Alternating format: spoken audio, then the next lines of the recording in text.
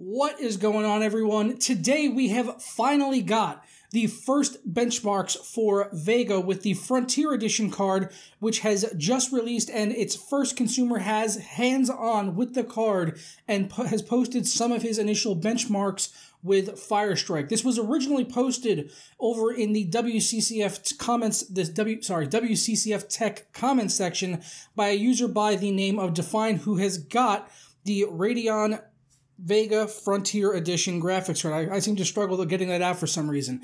But here we go. So we've got the first card. Here's a picture of the card. Side profile with that gorgeous looking blue brushed aluminum finish on the outside. Really nice looking card overall. Obviously, this is not the RX Vega card that gamers are waiting for, but these are the first gaming benchmarks for Vega that we've really had. So that's why I wanted to bring you guys this information today, because I feel many of you out there are probably waiting to hear about Vega with really any type of information we can get.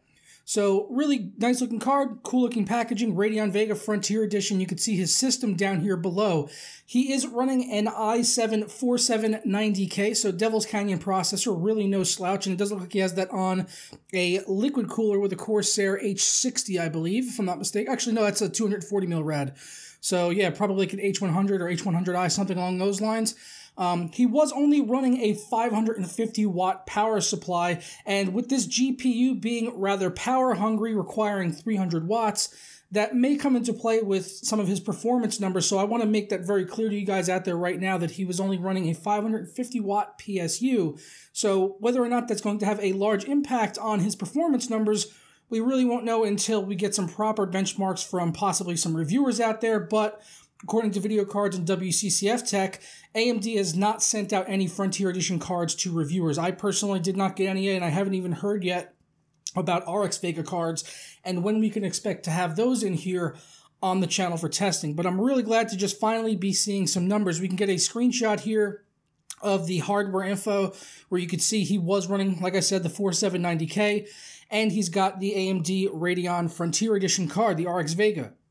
So he ran through on the Firestrike test multiple times, and we thankfully over at Video Cards they actually did a nice aggregate. We could see all the different runs here because it's not always the same exact score every time. I mean, I can go run Firestrike and get multiple different scores. It's never going to be exactly the same, but it seems to be pretty consistent, right around 21 to 22,000 on the graphics score, which if you look at the graph over on WCCF Tech for the GTX 1080, you could see that that kind of falls right in line with that GPU.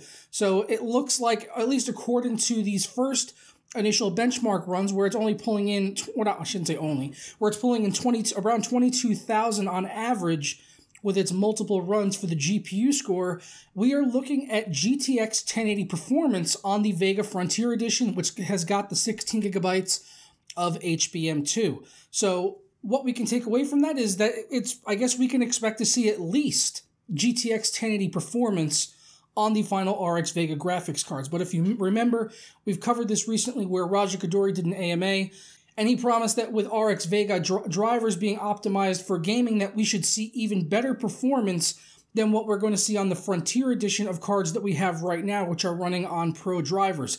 So once the RX Vega cards come out, we may see improvements on the performance from this, just in terms of driver optimization.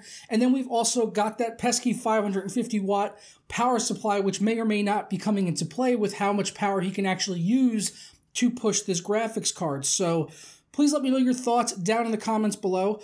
Like I said, we will have to wait and see once the final cards become available, but I'm just really excited to finally see these numbers coming out. But if this, holds true once the final RX Vega cards are available, how are you guys going to feel about that if we're looking at GTX 1080 performance as the best possible scenario from the RX Vega cards? I mean, with those cards having already been out for over a year now, NVIDIA's already had the 1080s out for over a year.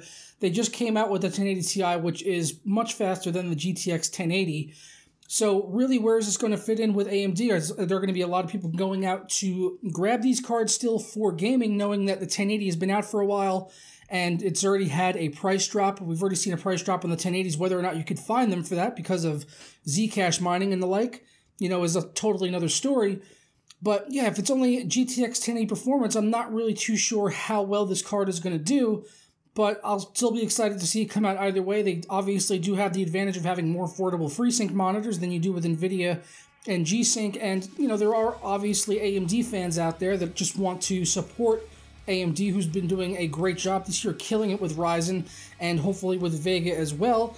And I do hope that this is just a sign of the things to come, and maybe we will see much better performance on the RX cards. Right now, we can only cross our fingers and hope that that's going to be the case on the final GPUs, because if this is only going to be like a GTX 1080, then that's probably not going to really be all that exciting for me personally. I'm just trying to be honest here. I'm already running a 1080 Ti in my system.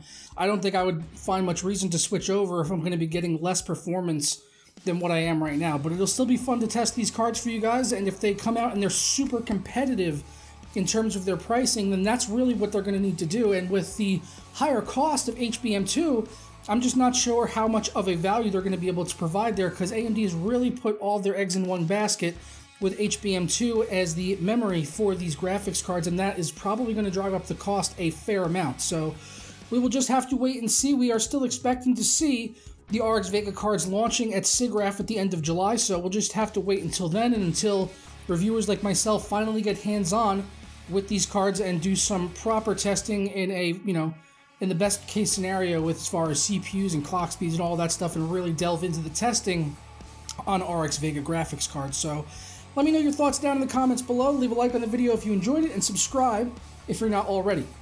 And I will catch you guys next time. Zara.